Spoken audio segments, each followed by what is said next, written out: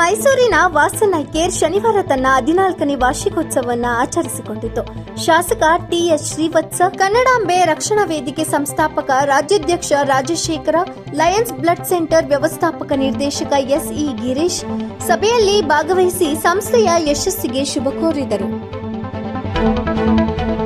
ಒಂದು ದಿವಸಕ್ಕೆ 500-800 ಸರ್ಜರಿಗಳನ್ನು ಮಾಡಿ ಅದಕ್ಕೆ ಅಲ್ಲೇ ಯಾವ್ದಾದ್ರು ಛತ್ರದಲ್ಲಿ ಅಲ್ಲಿ ಫ್ರೀ ಆಫ್ ಕಾಸ್ಟ್ ಅಲ್ಲಿ ಮಾಡ್ತಾ ಇದ್ದಂತ ಮೋದಿಯವರು ಯಾವಾಗಲೂ ಮೋದಿ ಐ ಅಂತಾನೆ ಹೆಸರು ತೆಗೆದುಕೊಂಡಂಥದ್ದು ಜ್ಞಾಪಕಕ್ಕೆ ಬರ್ತಾ ಇದೆ.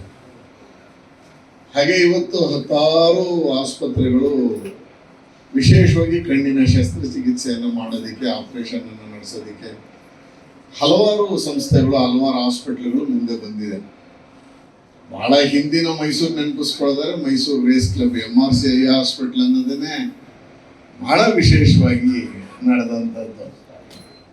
ಮೈಸೂರು ವಿಷಯಕ್ಕೆ ಬಂದ್ರೆ ನಾವು ಇನ್ನೂ ಒಂದು ಸ್ವಲ್ಪ ಹಿಂದೆ ಹೋಗೋದಾದ್ರೆ ಶಾರದಾ ಐ ಕ್ಲಿನಿಕ್ ಅಂತ ಹೇಳಿ ಏನು ಬಾದ್ಶಾ ಬಜಾರ್ ಮೇಲ್ಗಡೆ ಅಂತರ ಮೈಸೂರಿಗೆ ಬಹಳ ಫ್ರೆಂಡ್ಲಿ ಡಾಕ್ಟರ್ ಇದ್ರು ಅಂತ ಹೇಳಿ ರಘುರಾಮ್ ಅವ್ರನ್ನ ಅವಾಗ ಅಲ್ಲಿ ಜ್ಞಾಪಿಸ್ಕೊತಾ ಇದ್ವಿ. ಅವ್ರದೇ ರಘುರಾಮ್ ಇತ್ತೀಚೆಗೆ ತೀರ್ಕೊಂಡ್ರು ಅನ್ಕೋತೀನಿ ನಾನು 3-4 ವರ್ಷದಲ್ಲಿ, ಕೋವಿಡ್ ಅಲ್ಲ. ಈ ತರದ್ದು ಮೈಸೂರಿನಲ್ಲಿ ಹೆಸರು ಮಾಡಿರುವಂತ ಅನೇಕ ಡಾಕ್ಟರ್ಸ್ ಈಗ ಕೈ ಜೋಡಿಸಿದ್ದಾರೆ. ಭಾರತಾದ್ಯಂತ ಅಲ್ಲ, ವಿಶ್ವದಾದ್ಯಂತ 2ನೇ world's second largest eye chain is Vasan ASG group. So ಇದಕ್ಕೆ ನನ್ನ ASG ತಂಡದಿಂದ ವಾಸನ್ ತಂಡಕ್ಕೆ ಹೃತ್ಪೂರ್ವಕ ಅಭಿನಂದನೆಗಳು. ನಾವಿನ್ನು ಮುಂದಕ್ಕೆ ಹೀಗೆ ಸಾಗೋಣ. ರಾಮ ಲಕ್ಷ್ಮಣ ಮತ್ತೆ ಇವತ್ತು ನೋಡಿದಾಗ ವಾಸನ್ನು ಬಹಳ ಹೊಸದಾಗಿ ಎಲ್ಲ ಬೆಳಗ್ತಾ ಇದೆ. ಇದಕ್ಕೆ ನನ್ಗೆ ಜ್ಞಾಪಕ ಬರೋದೇನಂದ್ರೆ 14 ಅಂದ ತಕ್ಷಣ ಹೊಸ ಅಧ್ಯಾಯ ಅಂದ್ರೆ ವಿರಾಟ್ ಕೊಹ್ಲಿ ಜ್ಞಾಪಕ ಬರ್ತಾರೆ. ಇದು ಒಂಥರ ಹೇಳ್ಬೇಕು ಅಂದ್ರೆ ಇದು ವಾಸನ್ ಐ ಕೇರಿಯ ಹೊಸ ಅಧ್ಯಾಯ.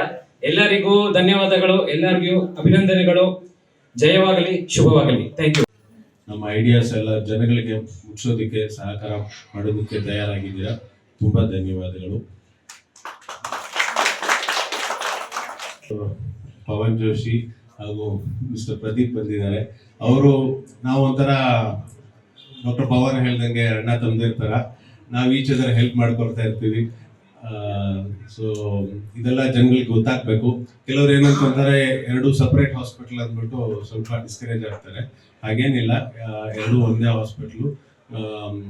ಇಬ್ರು 2 ಹಾಸ್ಪಿಟ್ಲು ಸೇರ್ಕೊಂಡು ಸಮಾಜ ಸೇವೆ ಮಾಡೋಣ ಅಂತ ಇವಾಗ ಸ್ಟಾರ್ಟ್ ಮಾಡಿದ್ದೀವಿ.